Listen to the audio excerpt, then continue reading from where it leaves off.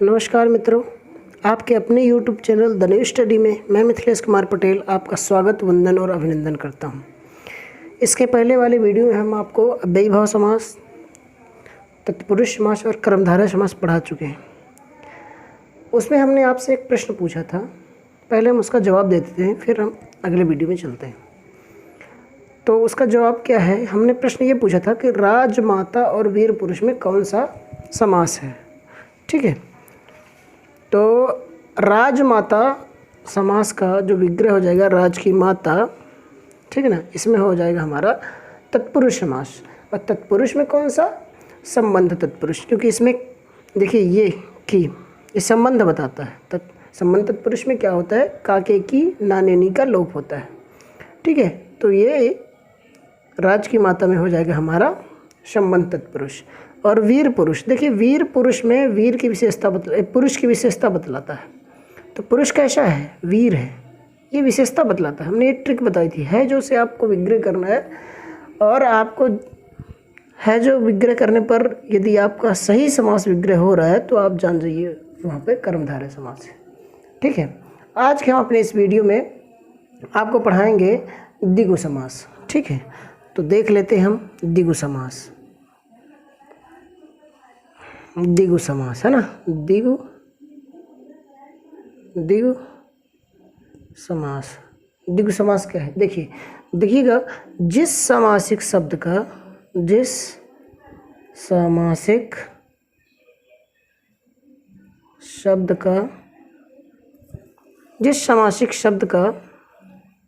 द्विगु समास, जिस सामासिक शब्द का प्रथम पद संख्यावाची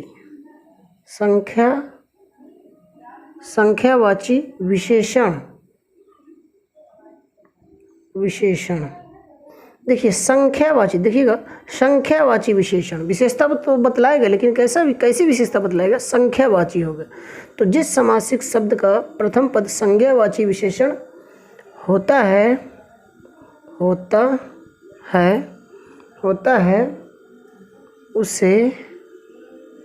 उसे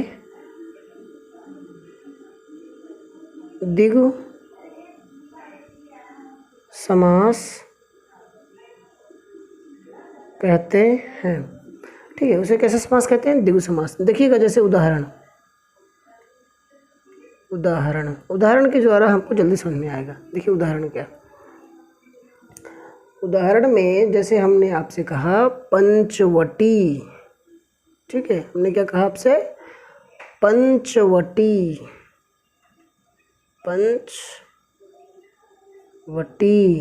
देखिए ये देखिए पंच, इसका विग्रह क्या हो जाएगा? 5 बट वृक्षों का समूह। पंचवटी 5 बट वृक्षों का समूह। ठीक है, वहाँ पर कौन सा समास होता है? हमारा द्विगु समास होता है। ठीक, फिर इसके बाद जैसे हमने कहा चौराहा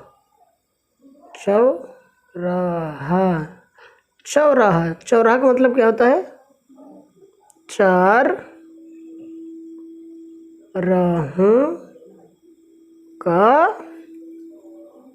राहों का समूह। ठीक है, हमने कहा सप्तमंजिल। हमने क्या कहा? सप्तमंजिल। ठीक है, इसका विग्रह क्या हो जाएगा? सप्तमंजिल का 7 मंजिलों का समूह। क्या हो जाएगा? 7 मंजिलों का समूह। ठीक है साथियों, 7 मंजिलों का समूह। फिर हमने कहा त्रिवेणी का विग्रह क्या हो जाएगा? 3 वेड़ियों का समूह। ठीक है, त्रिवेणी लिखेंगे, त्रिवेणी का क्या हो जाएगा? 3 वेड़ियों का समूह। त्रिवेणी का क्या हो जाएगा? 3 3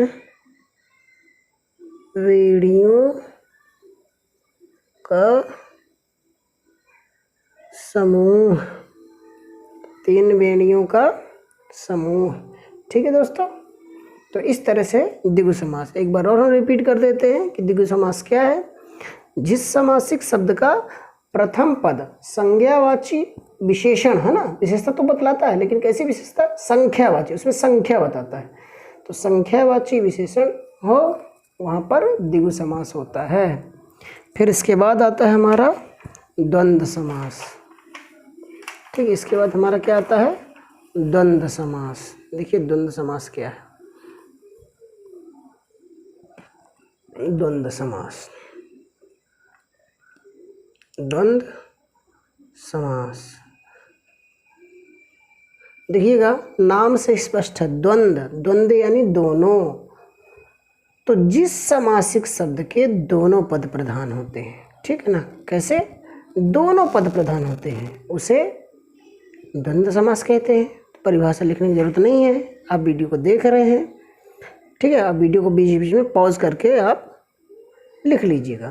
तो द्वंद्व समास, दोनों पद, जिस समासिक पद शब्द के दोनों पद प्रधान होते हैं उसे द्वंद्व समास कहते हैं। ठीक, ट्रिक क्या है इसमें, ट्रिक देख लीजिए, ट्रिक क्या है। ट्रिक ये है कि इसमें योजक चिन्ह आते हैं, योजक चिन्ह आते हैं इसमें, ठीक है ना, योजक चिन्ह। और योजक चिन्ह कौन से, ये योजक चिन्ह कहलाता है, ठीक है, ये आता। और या तो और, विग्रह करने पर और, जैसे हम देखिए उदाहरण में, जब हम कोई भी चीज़ हो हम उदाहरण से जल्दी समझ में आता है हमारे, ठीक है ना। जैसे हमने उदाहरण बताया आपको, उदाहरण देखिए, उदाहरण में हमने कहा माता, माता पिता, ठीक है, और ये देखिए योजक चिन्ह हम बीच में लगा दें, तो इसको देख करके ही हमारे समझ में आ जाएगा। ये योजक चिन्ह आप देखें और देखिए, माता जितना जितना प्रधान माता है उतनी ही प्रधान पिता हमारे होते हैं, ठीक है ना। जितनी माता प्रधान उतने पिता, दोनों पद प्रधान हो गए। इसका विग्रह क्या हो जाएगा, माता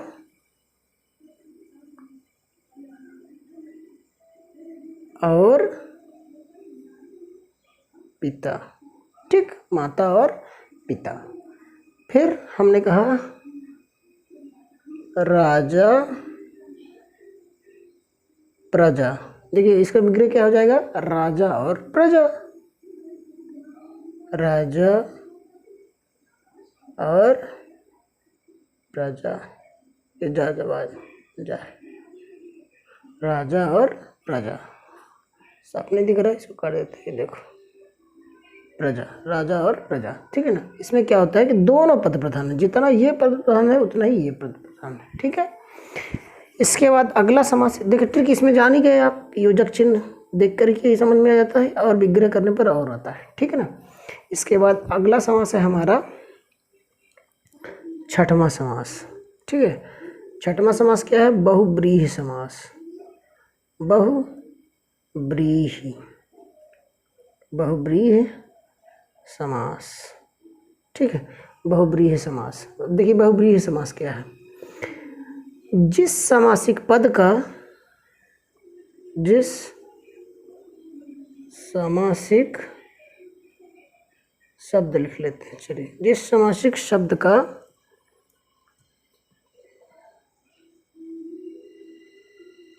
कोई भी पद, पद, जिस समासिक शब्द का कोई भी पद प्रधान ना हो, जिस समासिक शब्द का कोई भी पद प्रधान ना हो, जिस समासिक शब्द का कोई भी पद प्रधान ना हो, बल्कि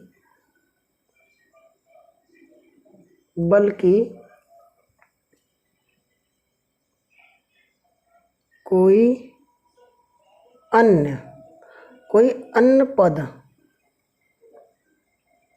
प्रधान होता है, कोई अन्य पद प्रधान होता है, उसे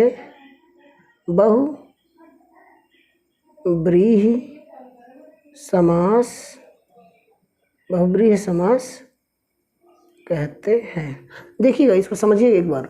जिस समासिक शब्द का, देखिए इसमें समासिक शब्द में दो पद होते हैं, प्रथम पद द्वितीय पद, है ना। तो ना तो पहला पद प्रधान हो और ना ही दूसरा पद प्रधान हो, बल्कि कोई अन्य पद यानी कोई तीसरा पद प्रधान होता है, उसे कहते हैं बहुब्रीहि समास। ठीक है, जैसे जैसे ठीक है, जैसे हमने कहा पीताम्बर। ठीक है, पीताम्बर, इसका विग्रह क्या हो जाएगा? पीला है वस्त्र जिनका, अर्थात हमने कहा पीला है वस्त्र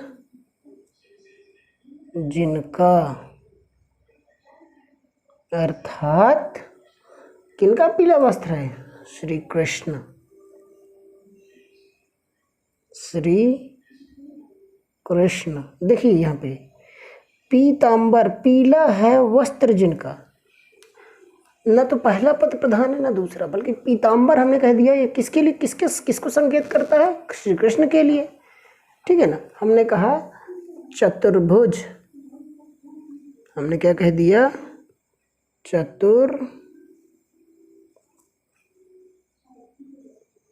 चतुर्भुज।